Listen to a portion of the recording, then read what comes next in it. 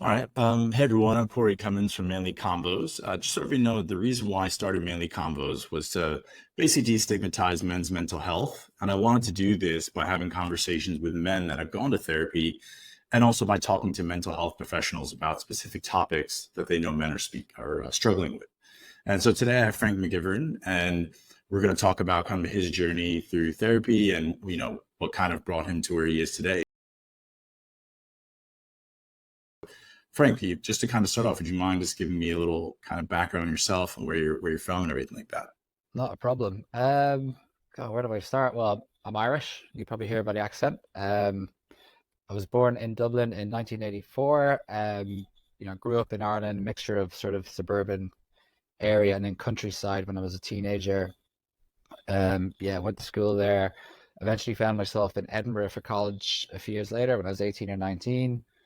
Uh, Finished university in Edinburgh whilst also sort of like starting to do first jobs and get involved in work and things like that in Scotland, where I started in the drinks industry. So mostly worked in the drinks industry my whole life, starting as like a bartender and then a bar manager and things like that. And then I moved into the corporate side, working for sort of large drinks companies over the last 10 years or so. And yeah, I've worked for a couple of quite big companies now since I've been in London. I skipped a little bit. So I was in Edinburgh and then I went traveling.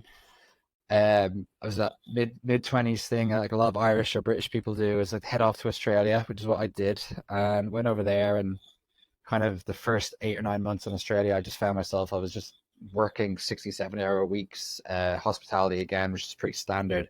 And I think near the end of my time, I was like, I better go see some of this country, at least, a little bit. And I went off to the west coast of Australia and had a great time over there. I met someone, ended up staying in Australia for an extra couple of years, and then we came back to London together, which is kind of where my journey in London started. So it's been over 12 years now since I've been here.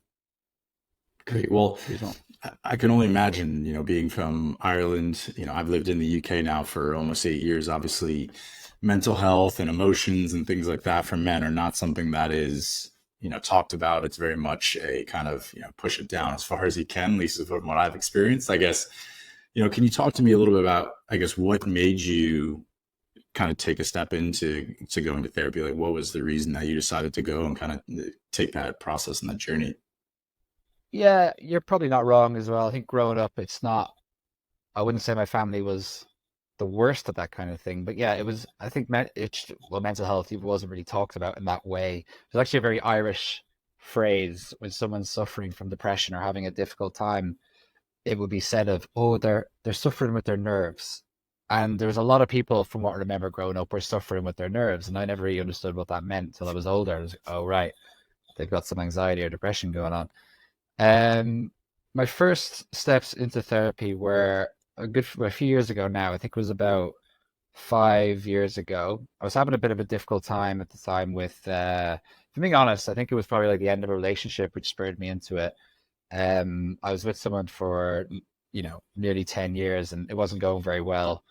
And I think initially I was experiencing it as sort of an anxiety in my stomach. And I remember the very first session I went to was someone who I think it had, I think she'd started actually in the drinks industry and she was someone that was just, I'd started as I was a bartender or something like that, and she moved into a mental health profession. And I remember someone recommended her to me, and I went to go have a chat and just kind of like spilled my guts to her for an hour. And then I don't think I actually went back to her again. I think went to one session and I was like, probably not going through a great time. And I don't think I went back to see her. And then relationship that I was in ended, which was, a difficult time. And I decided to go get some help. I think I was talking to my friends a lot at the time, and I thought, I think I need to go speak to someone.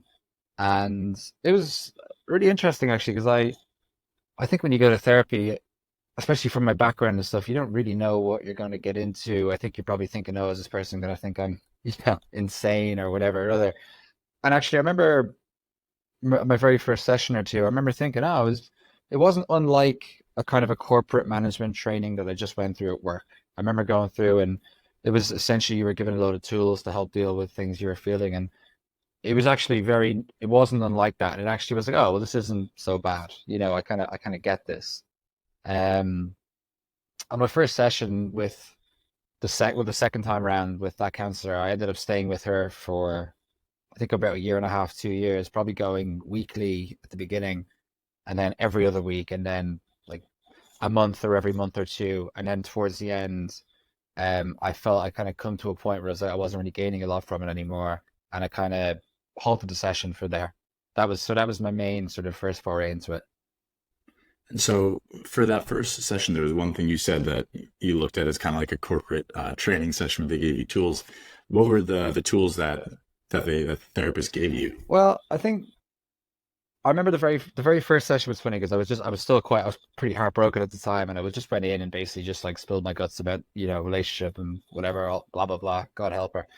And she had to listen to me for an hour. I think the first session was like 100%. I was dedicated to that, the end of a long relationship, and that was it. And then the second session was probably about 70, 80% that. And I noticed by the third or fourth, we weren't really talking about that anymore. It was sort of just about me, and it was sort of like my own way of coping with things and dealing with things. And it was, I guess, at the time, it was just a bit, it was a talking therapy style, which, if I'm being completely honest, Cars, I still don't fully understand the different kinds. I kind of get what certain therapists offer. I kind of, sometimes I don't, but first style was kind of talking therapy, probably a little bit about my past, a little bit about my current life and how I react to things. And I think it was just noticing triggers, like what makes you anxious, what makes you feel uncomfortable. And I suppose I started noting those things down in my day to day life. At the time, initially, I was probably a little bit out of it, coming to terms with, a new life that I was kind of getting into. But after a little while, I started to notice things that, oh, I noticed this is difficult for me. And it's not really something I'd ever really considered before. And say, like, conflict for one, I'm not a very confrontational guy, and I've had to really come to like get better at it in many ways. And I think I noticed I was like, oh, this really makes me feel not uncomfortable if I get into a conflict with someone, and especially from a work point of view, we all it's just a natural part of day to day life, isn't it? It's something that you have to deal with 20 times a day, and I think it was just certain tools like that of like recognizing the triggers that you have, learning about different things like the drama triangle and things that I even can't really fully understand now, but different books I could read in regards to like how I was feeling or what you might be feeling, and ways through it and stuff like that. So yeah, I guess tools, noticing what makes me feel uncomfortable, what makes me feel anxious, um, journaling, writing things down. That was a big help actually initially. And I think sometimes even to this day, I talk to my girlfriend about, dear diary, when at the start of a little journal session. But it's always good, I think, to put my thought. I found it very helpful to put my thoughts on a page if I'm feeling a period of stress, which I still do all the time, especially now because I think my job's a lot more stressful than like used than say previous roles. And it helps me kind of zone in on what's actually bothering me. Yeah, it's really interesting. I've actually never journaled before, but it's something that I think I could see why it really help. I also think it could probably really help for men who probably aren't also comfortable in the beginning being able to like talk about their emotions to someone. So it gives them also a way to like, put pen to paper, but it's still not forcing them to like have to talk to someone else as well. So it also gives that kind of, I guess, safe place as well to kind of start your journey as well. For sure. It's and yeah, it's easy to do. You got it's just grab a book. It's fun to go back and read them as well. You feel very silly when you're like in periods of very high emotion or drama in your head, and then you read back a year later, you're like, Jesus, this is really wasn't that bad. Or or some girl you were dating is like getting you down, and now you're like, oh God, this is embarrassing. But you shouldn't be embarrassed. It's just good to put pen to paper sometimes and kind of figure out what's actually going on. And you found your therapist through friends. Is that how you found it, right? I think I actually found her through I had gone to a couples therapy session with the ex partner, and she had recommended this person to me. So yeah, it was a recommendation from a couples therapist that actually I forgot to Right. mention. That was another thing we did. Couples therapy. Yeah, but just for like a 1 or 2 sessions or something like that. But it did what it needed to do. That's fair. And I guess what before you went, what were like the preconceived notions that you had about therapy? Uh, I guess just from TV or, things like Sopranos, Tony Soprano goes to visit Dr. Melfi and you think just go in and have a talk about things and it goes back and forth. And I guess there's an element of that. I think we get a lot of our ideas from that through media or through TV or movies and stuff. So I guess there was an element of being sat there. I thought there was going to be a huge amount of delving into my past, which I think some therapies, yes, that is a very big part of it. But with my therapist, that wasn't a massive part of it. It was a little bit of it. Um, but it wasn't really much of that. It was sort of more, I suppose, how you react to things now. It's probably an element of, historical nature of how you are and how your personality and everything. But it wasn't. We weren't dwelling on it. I wasn't blaming my mum for doing something to me when I was 7 years old or something like that. So I was grateful for that because I think even now I'm not so sure of the benefits of delving into like things like that. But yeah, I guess I wasn't sure, to be honest, Corey. I think other than from what I've seen on TV and movies and stuff, it was sort of, I guess I'll sit here and talk to this person for an hour about whatever the hell comes up. Well, I know you quite well, so I'm not surprised you brought up The Sopranos as a reference. Um, but obviously, you went to therapy the first time partly because you came out of a relationship, and also there were certain things you wanted to work on.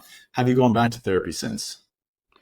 Yeah, I have actually. I found like a recurring factor for me is things like confidence, and I think it's funny because I worked in the corporate world for 10, 11 years now, which I was actually quite late going into the corporate environment, and for a standard person, I was working in bars, restaurants, and things like that. And I always felt very confident in that environment, and I always felt very assured.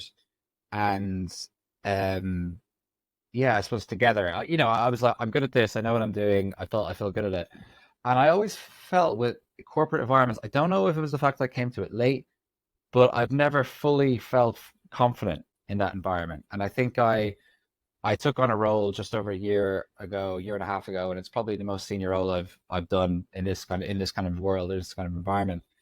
And the first few months, I was really struggling because a bit of imposter syndrome, a bit of wondering if I'm up for this, am I able for this? There was a lot of stress. It was through no fault of my employer. It's just the day to day difficulties of business. We work for quite a large drinks producer, distributor, seller, whatever you want to call it, and it's everyone's there's targets, there's things to do, there's things that we have to hit on a day to day that are just there. It's just the way. It's just going to be a way of life. It's not going to go away. And I think I found it quite hard for a little bit. I was actually finding myself kind of not sleeping that well, and my appetite. For me, when I'm not in a great place mentally, I think it hits my stomach more than anything.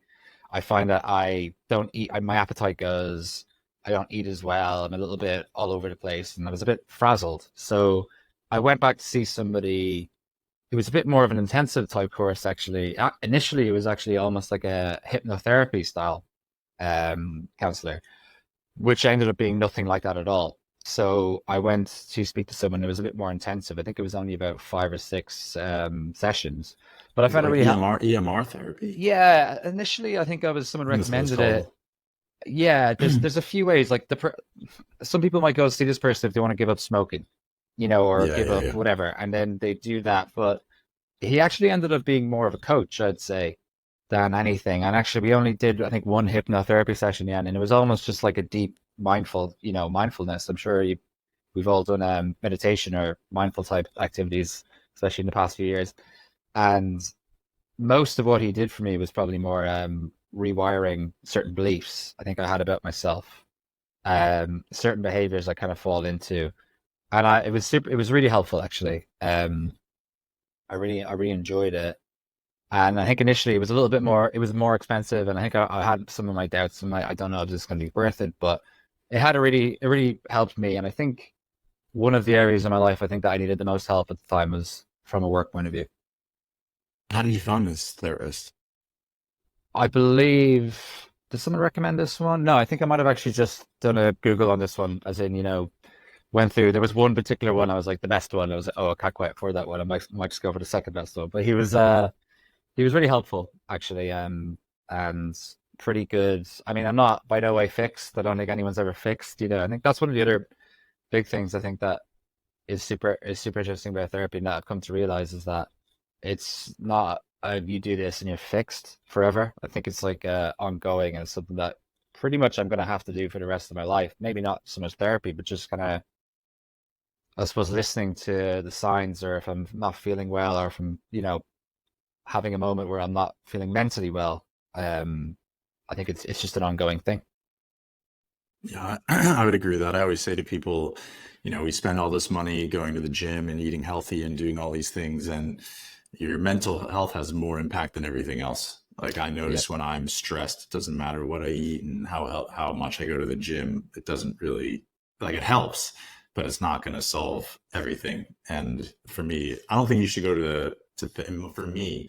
I don't think I go to therapy all the time forever, but I think like what you've done, I do the same thing. Like you work on something, you feel like you're out of place, and then when something else comes up, then you go back and try to work on that thing you think you need help with or you're struggling with.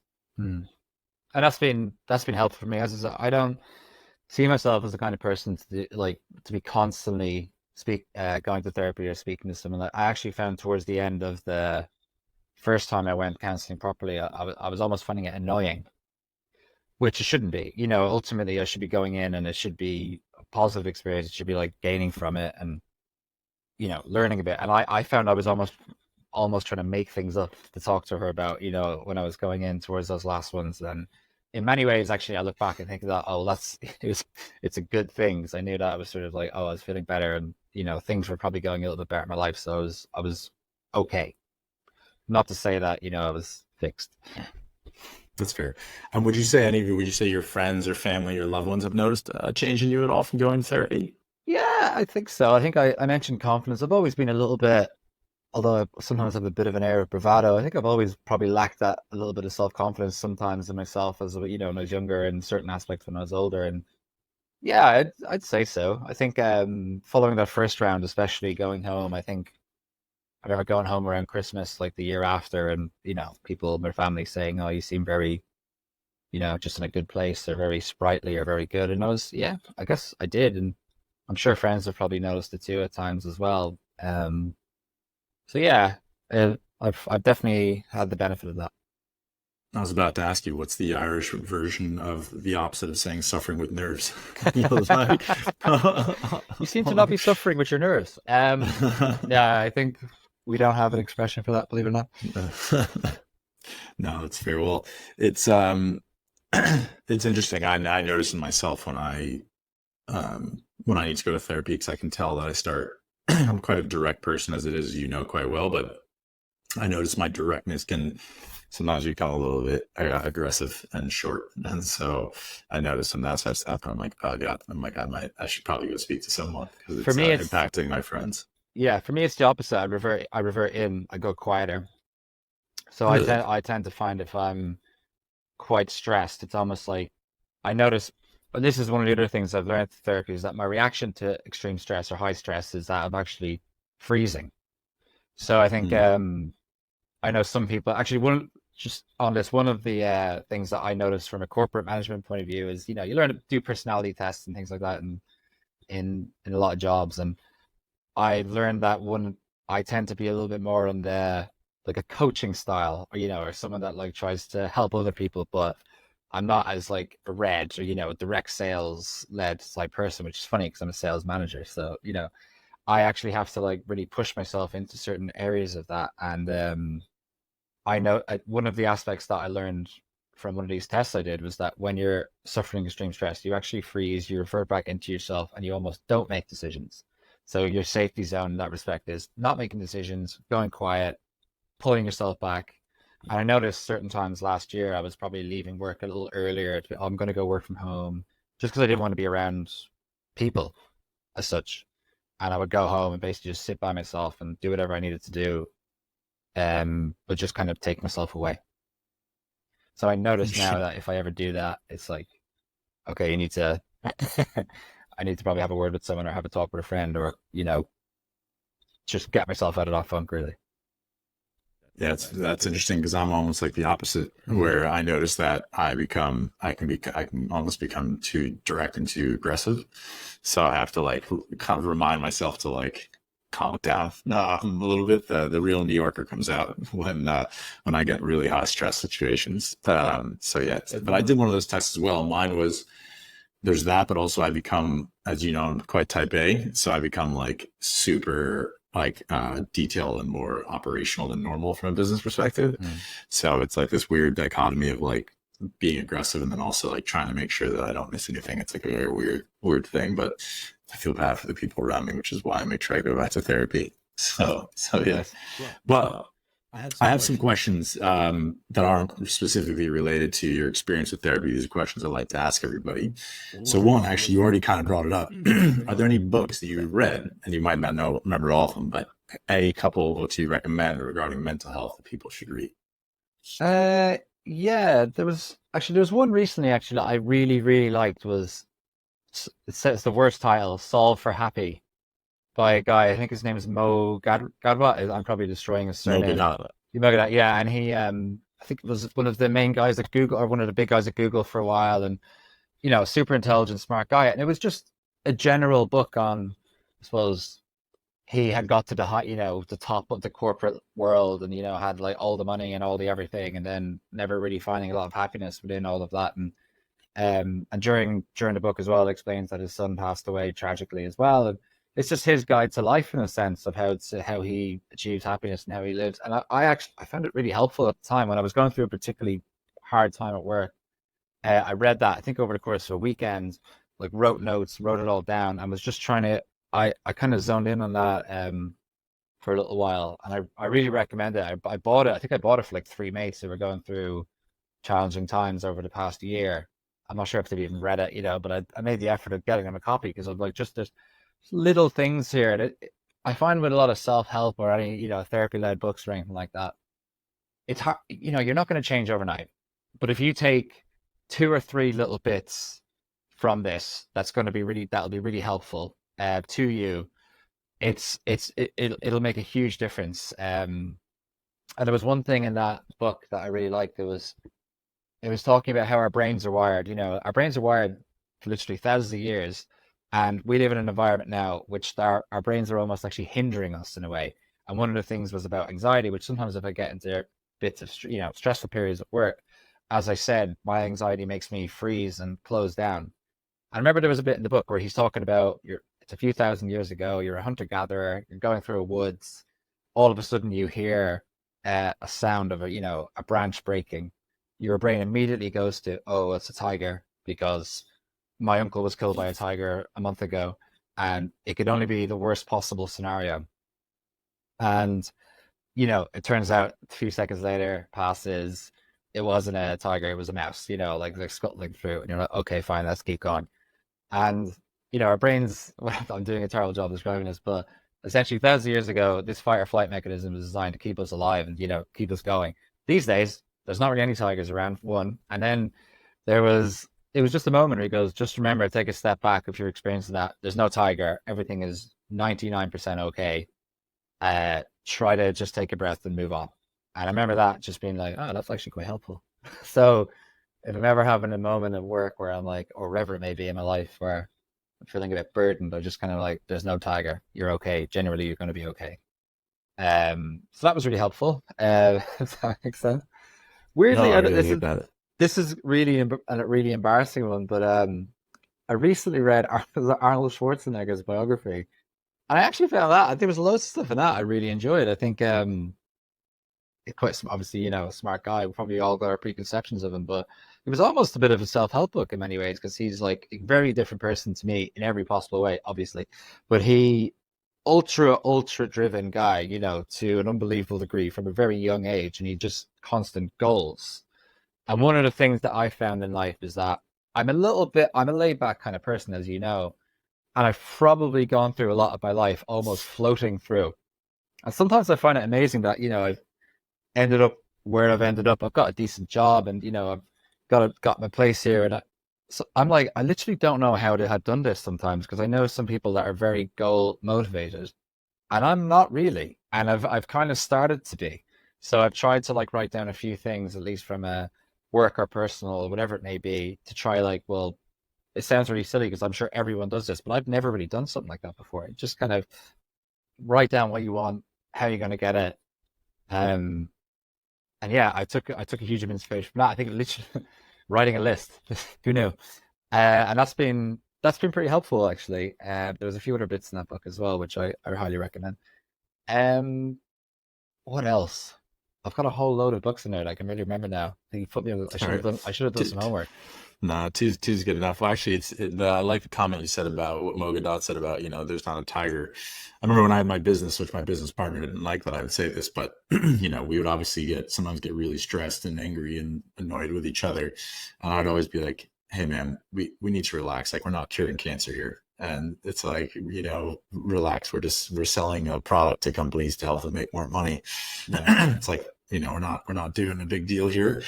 But it's something that I think I sometimes struggle with. I can definitely get all consumed into work and kind of is the what's around you. But yeah, there's obviously different ways to look at it. Another question. What would you actually tell me about the person who shaped your values the most? Um, it's probably not one person, but it's probably like multiple, that I've met over the years. I think my brother John is he's 14 years older than me, but he was always a bit of a father type figure, I suppose. And I joke about him to friends. He's just like, just an actual very capable human being. He works in construction back in Ireland. He can build a house. He's got three kids that are all great, and he's just always worked for himself. He's had his own business and stuff like that. And Ireland went, a lot of challenging times back home economically and everything, and he's always seemed to get through it very well. And I always look, I always think of John as just like a very good rounded example of a human being, in my opinion. Um, Over the years, I think I pick up loads from other bits of my. I shouldn't leave my other brothers out of this, but I'm focusing in on John. They're all good. They're all good. Um, I suppose little bits of my mum. She's quite hardworking. She's probably elements of me just like tolerating things. I think I'm very good at tolerating things if I'm going through a difficult patch, and I could put up with a lot. And I think there's probably elements of her in there. My dad for his humor, I suppose. I try to like have a bit of that. I hope it's getting better as I get older. He was quite a funny guy. And yeah, in Ireland, you're raised by dozens of people. I think I've spent so much time in my aunt's house, uncle's house, family, friends everywhere. I was kind of like passed all over the place when I was a kid. Not in a bad way. It's just how it was back then. So I probably picked up a lot from various family. And then as I got older, I suppose working in bars, I probably it's been random people that just had a really good work ethic, good way of doing things, or a good way of remembering a cocktail when I was in my 20s, that I would have picked things up on. So yeah, probably a mix. That's fair. So if you died tonight, what would you regret not doing? Wow. Um, Probably actually recently I've been talking to my girlfriend about I think in a few years, I don't know when it will be, I don't know, we're not putting a time limit on it. I'd say we'll be moving away from London potentially and to do a different style of life somewhere else. I think a lot of people, one thing I've been thinking about recently, and I really like my job, I enjoy it, it gives me a lot of satisfaction and it's challenging and, let's be honest, the pay is fine for the job and that's a lot of the reason why we live here, but I definitely see myself moving and doing maybe a different style of life somewhere else, maybe not in a corporate environment. Doing something potentially working for myself or else maybe even starting off in a corporate style and then moving away from it. So I think maybe working for myself in some way. Okay, I like that. Yeah. And in the next couple of years, if there was a chapter, I guess, what would that chapter be? Probably quite a boring one actually. I feel like the past few years has been pretty hectic. Well, I was single for the first time in over a decade, just as kind of COVID was kicking off, like just before it and then into it. And I probably wasn't the best person in the world during COVID. I was having quite a lot of fun. I was enjoying myself, as best I could when we were allowed to. Um, I met my girlfriend a couple of years ago, and we're very happy, very much in love now, and we live together. And I think the next couple of years is probably almost a certain element of home life, and dare I say, saving, and probably being a bit responsible for potential who knows what in a few years. So I think the next chapter is probably one that's it's interesting actually because I think when people talk about really big, exciting times in their life, I actually also really value those kind of quieter, probably more settled years. Uh, so maybe the next few years is a bit more settled. I don't think that's a bad thing. I think No, as long as you're happy, it doesn't. There's nothing wrong with being a little more relaxed at times. yeah. And actually, Corey, having been out in a bar at the weekend and 6 drinks cost £100, I'm like, I don't really want to do this anymore. Yeah, I agree. I didn't drink for 6 weeks. I was like, and then I remember I had my first drink in New York City, which was like $23 a drink without tax and tip. I was like, what am I doing? Like, it was like $80 for 4 drinks for my friend's 40th birthday, and I was like, this is ridiculous. Yeah, But no, I agree. I was joking around with my friends. I was like, I'd be a multimillionaire if I just stopped drinking. I'm like, but no, I completely understand. I feel like also it's the right time. I feel like you and I are very similar in that regard, where I don't crave the going out as much and partying as much. I feel like I've kind of gotten out of my system a little bit. Like I like it, I do enjoy it at times, but I don't feel the need or the necessity to do it that much anymore. yeah. I'm kind of that. I know that's one element of life that I think drives a lot of people into therapy as well, is sort of excess and Hmm. drinking and whatever else you're doing. And I've always been really fortunate, I suppose. I definitely like to go out, that, and I like to be social, have a good time and all the rest, go to a party here and there, but I'm quite good at not doing that as well. I'm quite lucky. I don't think I have an addictive personality as such. So, but I know that's a big part of it. I think a lot of people can benefit from therapy if they really struggle with that kind of part of their life. Definitely. And then I have one last question. Is there any advice you give other men struggling with mental health? I think it's really embarrassingly simple. I think you just need to talk to people. Like, start with your friends, start with someone you trust. And if you don't feel like you can do that with your family, but I'd recommend my family.